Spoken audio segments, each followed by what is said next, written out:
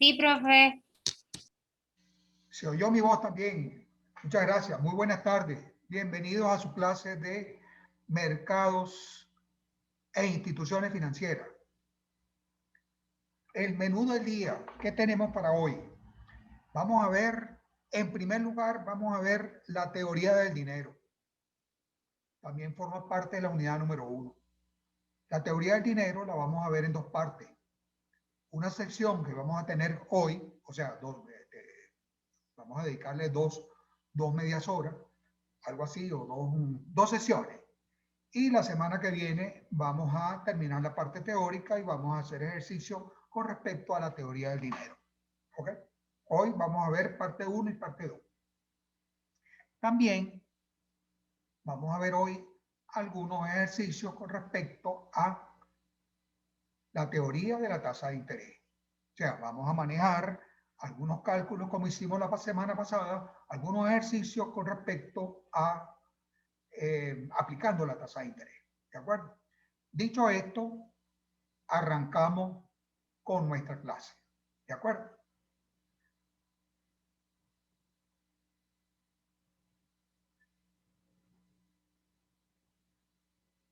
¿Qué vamos a ver hoy? Vamos a ver el dinero, concepto del dinero, evolución de los patrones monetarios, la aparición del dinero y las primeras formas de intercambio. Vamos a ver el patrón oro, el papel moneda, el sistema monetario internacional. Vamos a ver los acuerdos de Bretton Woods y el patrón oro-dólar en primer lugar. Y vamos a ver un tercer patrón que es el régimen de libre flotación y los tipos de cambio flexibles. Okay, entonces tenemos tres patrones: el patrón oro, el patrón oro-dólar y el patrón oro-divisas o este de régimen de libre flotación. ¿Ok? Nuestra primera sesión, vamos a ver todos estos puntos. Aparición, el concepto y la evolución del dinero. Vamos a ver el patrón oro. ¿De acuerdo? Vamos a ver esto como primera cosa. Entramos de lleno a nuestra clase. Concepto de dinero. El dinero es aquel bien, aquel instrumento que nos sirve como medio de cambio. Nos sirve como unidad de cuenta y nos sirve como depósito de valor. El dinero nos permite intercambiar dentro de la sociedad. O sea, los países pueden cambiar entre uno y otro. O sea, ¿ok? Pueden intercambiar. Sirve como unidad de cuenta. Entonces son tantos bolívares, tantos dólares, tantos euros, ¿ok? Tantos yenes. Y sirve también como depósito de valor. El dinero, cuando reúne estas tres características, o el instrumento, cuando reúne estas tres características, podemos decir que estamos delante del dinero. Cuando no es depósito de valor, prácticamente deja de ser dinero. Creo que es lo que le ha pasado al bolívar que tuvimos hasta el mes pasado. ¿Ok? Ojalá que los bolívares estos nuevos, así que tienen 6 ceros menos, puedan realmente constituir depósitos de valor. Entonces, como concepto, es un instrumento que sirve como medio de cambio, sirve como unidad de cuenta y sirve como depósito de valor. Eso es lo fundamental en cuanto a concepto del dinero. Evolución de los patrones monetarios. ¿Qué otras cosas fueron, vamos a llamarlo, antes de la moneda, antes de los billetes? ¿Qué otros elementos fueron utilizados como dinero? En primer lugar, aquí tenemos un intercambio de una pieza artesanal, algo que elaboraron estos indígenas con un animal. Eso se llama, ese intercambio se llama trueque. El trueque fue una de las primeras formas o la primera forma de intercambio. O sea, no había moneda, no había billete, entonces yo te cambio esto por esto otro. Lo que me sobra, te lo cambio a ti por lo que a ti te sobra. ¿Ok? Y entonces el trueque. El trueque se utiliza todavía hoy. Lo vemos en los intercambios que hacen los países. Lo vemos en los intercambios que hace una región con la otra. Además del trueque, hubo otros medios de pago antes del papel moneda.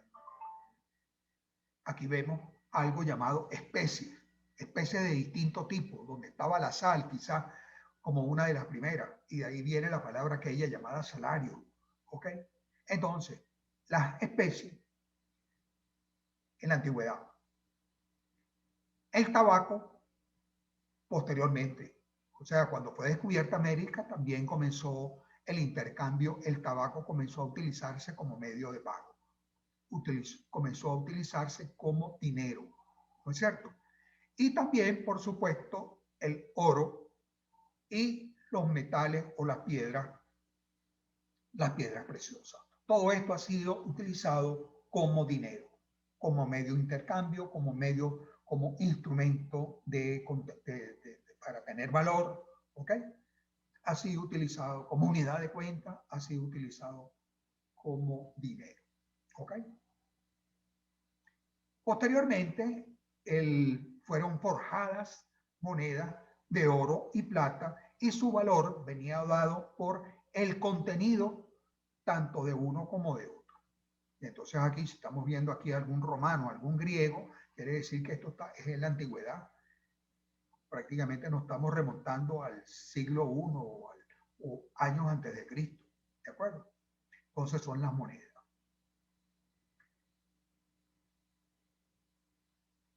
Hubo escasez de dinero metálico. Y la escasez de dinero metálico y la dificultad o riesgo para traslado, cargar una gran cantidad de piedras preciosas, pongamos por caso un alto volumen de oro, de moneda, ¿okay? Para trasladarla de un sitio a otro, estas cuestiones y la escasez del dinero metálico dio origen a lo que se llamó la letra de cambio. La letra de cambio se conoce, la más antigua se conoce ya desde el siglo XII. Y esta que tenemos aquí es del año 1495, España. ¿Ok? Entonces, este papel, ok, ya había algo más ahí. Ese papel no tiene oro ni tiene plata forjada, pero sí tiene la confianza. Alguien o entre ellos tienen confianza, hubo confianza, se creó la confianza y era posible entonces sobre esa base hacer intercambio. ¿Okay? Por supuesto que esto está respaldado por alguien que por tradición cumplió sus compromisos. Entonces, la tradición, el cumplimiento de los compromisos generó la confianza entre las partes para poder aceptar esto como medio de pago. La letra de cambio fue aceptada como medio de pago. Esta letra de cambio es un antecesor de un billete. ¿Ok? La letra de cambio, en manos de los mercaderes, en manos de los bancos originarios, ¿no es así? Permitió la fluidez del intercambio comercial. Se apoyó el intercambio comercial en estos instrumentos y dieron origen a el papel moneda. Papel moneda que en sus principios era cualquier cosa, ¿no es cierto? Pero con el tiempo eso fue modificándose y el papel moneda dio origen o sea, se perfeccionó, fue mejorando y dio origen a los billetes que conocemos hoy. Entonces, si nos ubicamos acá en una línea de tiempo, podemos ver que viendo esa evolución, tenemos que en los primeros momentos fue el trueque, el oro, las piedras preciosas, las especies, y luego dieron origen también a el papel moneda, visto acá como una como lo que decíamos hace un momento, ¿no es cierto? Ok, entonces estos son los orígenes. Y allá viene de la antigüedad y es en el siglo XIX, a finales del siglo XIX, cuando se crea el sistema monetario internacional. Sistema monetario internacional se crea acá en el siglo XIX. Entra en escena el patrón oro. ¿Ok? Entonces, aquí lo que tenemos son, aquí lo que estamos viendo es la evolución de los medios de pago, donde teníamos en un primer momento algunos elementos físicos, ¿no es cierto? Su dificultad de traslado, la poca confianza que había, ok, lo dejó de, ok, o el mejoramiento de la confianza, diría yo más bien, ¿no es cierto? Da lugar a la aparición del papel moneda. Papel moneda que significaba un compromiso, que significaba que había un respaldo en alguna parte de ese papel y ese papel era aceptado por los comerciantes de distintos lugares. ¿Ok? Entonces, todo eso transcurre aquí así hasta el final del siglo XIX, cuando se crea el sistema monetario internacional y entra en escena el llamado patrón oro, que es el que vamos a ver en un momento. ¿Qué era el patrón oro? El patrón oro significó un compromiso del mundo occidental. Estamos hablando de finales del siglo XIX, estamos hablando de Europa, estamos hablando de los Estados Unidos, estamos hablando de una buena parte de América Latina, ¿no es cierto? Entonces, el mundo occidental crea este compromiso que permite utilizar el oro como medio de cambio, como unidad de cuenta y como depósito de valor, ¿de acuerdo? Entonces comienza a utilizarse con la aparición del sistema monetario internacional, comienza a utilizarse el oro como medio de cambio. Se establece la libre convertibilidad del papel moneda en oro. ¿Qué significa esto? Esto significa que aparecen los billetes o papel moneda que conocemos hoy. Papel moneda que está respaldado en cada uno de los países que forman parte de este convenio. ¿Así? El papel moneda está respaldado por oro. Eso significaba que si usted tenía un billete de una cierta cantidad de libras esterlinas, iba con ese billete al Banco de Londres o al banco, o un banco inglés o un banco del Reino Unido, y ese banco le entregaba a usted las cantidades de oro que estaban comprometidas en ese papel. Lo mismo en Francia con los francos franceses, o con las pesetas allá en España, o con los dólares en los Estados Unidos. Había libre convertibilidad de ese papel en oro. Aló, profe. Ah, dígame. No, no, ¿me oye? Sí, perfectamente. No, no, que justamente quería agregar lo de que en Estados Unidos eso fue el esquema que se utilizó, que tú podías canjear, tipo que $100 era equivalente a tanto de oro o tanto de plata o tanto de eso y lo podías retirar en un banco. Y después, bueno, eso lo eliminaron, pues. Exactamente. Entonces, mira, cuando fue patrón oro, esto era así. Habría, como tú bien dices, había libre convertibilidad de ese documento llamado billete en oro. En cualquiera de estos bancos tú podías hacerlo. Eso es cuando nace el patrón oro, nace el sistema monetario internacional. ¿Ok? En esos momentos la cuestión es así. Como tú dices, había libre convertibilidad en aquel entonces. Esto evoluciona. ¿Ok? No nos quedamos ahí, esto evolucionó. Entonces se establece un tipo de cambio para cada moneda, donde la libra esterlina iba a tener tal contenido de oro, el dólar iba a tener tal contenido de oro, el marco alemán iba a tener tal contenido de oro, y así todas las monedas principales. Así se fija un tipo de cambio para cada moneda, establecido en oro. Se fija un contenido de oro para cada moneda, lo que estamos diciendo. ¿De acuerdo? La libra esterlina. La libra esterlina era una cuarta parte de la onza de oro. ¿Qué significaba esto? que tú tenías 4 libras esterlinas y con 4 libras esterlinas podías tener acceso a la onza, te la intercambiaban por una onza de oro. En tanto que el dólar americano representaba en aquel entonces, en esos inicios del sistema monetario, era una 20ª parte. Tú tenías que tener 20 moneditas de oro, perdón, 20 dólares para tener acceso a una onza de oro, para intercambiarla por una onza de oro.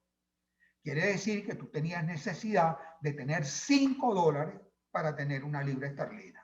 Eso, vamos a llamar, esta es la base del sistema ese europeo, del sistema occidental en materia de dinero, ¿no? ¿Así? De aquel entonces. Y se establece una limitante, esto establece una limitante a la circulación de la moneda y al papel moneda. Si tú no tenías, un país cualquiera, si no tenía en sus arcas, en sus bóvedas, si no tenía el oro necesario para respaldar la moneda, no podía soltar moneda al mercado. La moneda que había en el mercado, los billetes que había en el mercado eran representativos de las reservas internacionales, de las reservas en oro que tenía el país. Esto es lo que significa patrón oro. Respaldo pleno en oro a la moneda que está en circulación. Y esto era, en un primer momento, fue respetado por todos los participantes. ¿Qué tenemos entonces? Tenemos que todas estas monedas estaban respaldadas por el oro. No había una moneda en la calle que no estuviera respaldada por el oro en aquel entonces. Tipo de cambio de aquel entonces de oro-dólar o dólar-oro. 20,67 dólares hacían una onza, por una onza de oro. Una onza Troy eran 31 gramos. Esta onza era 31,1 gramos de oro. Quiere decir que era 0,66 dólares por gramo. O sea, esto lo dejamos aquí como medida. Veamos un ejercicio donde quisiera que intervinieran, que no se quedaran callados e intervinieran ustedes. ¿De acuerdo? Si esto es así, lo que estamos diciendo, todo billete que estuviera en la calle debería estar respaldado por oro. No había otro respaldo. En aquel entonces era oro.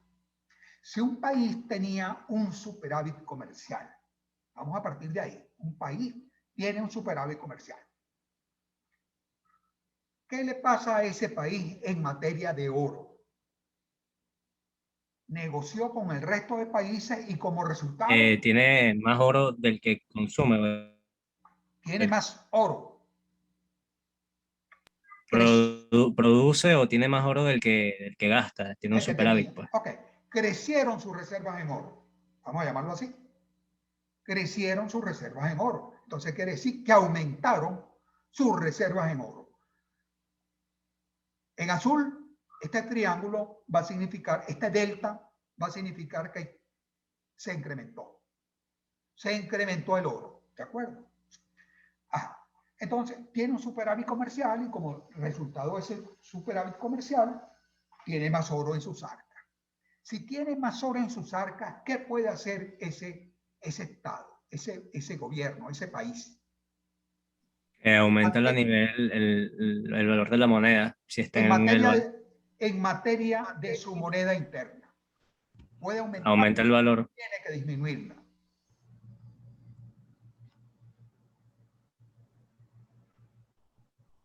¿Tiene que aumentar la moneda o tiene que disminuirla?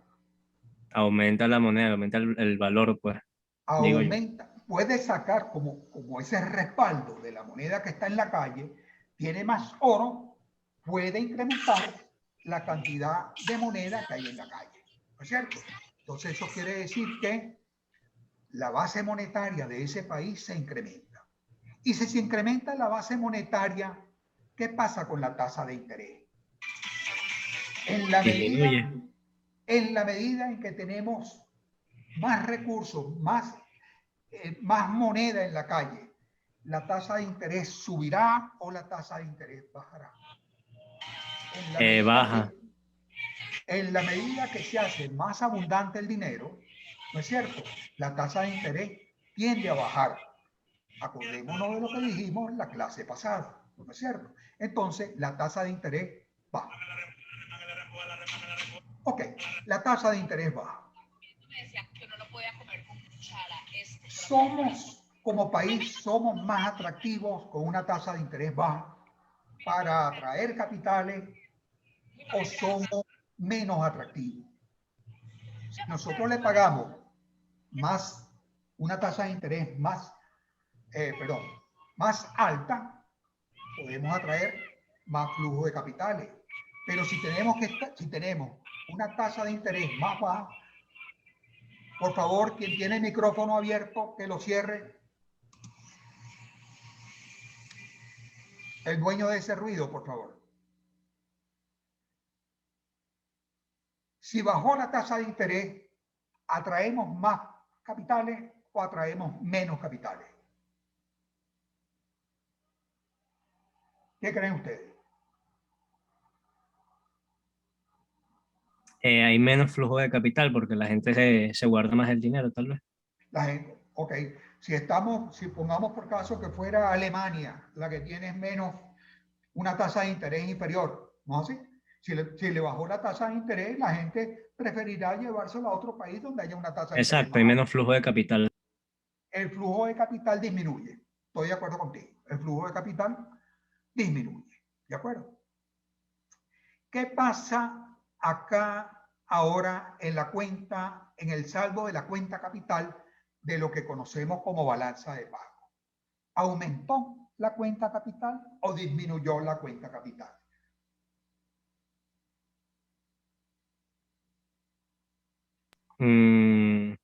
Aumentó. Ok, tú dices que lo anterior que dijiste es que disminuyó el flujo de capitales. Claro. Los capitales se fueron a otro país.